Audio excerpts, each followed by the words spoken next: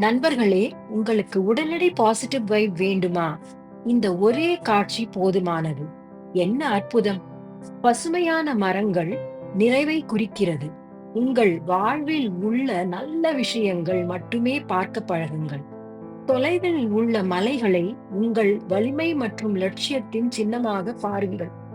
சவால்களுக்கு மத்தியில் உறுதியாக நில்லுங்கள். சூரிய அஸ்தமனம் போல் உங்கள் எதிர்மறை எண்ணங்களை விலக்கிவிடுங்கள். அவை கடந்து போகும் மேகங்கள் மட்டுமே.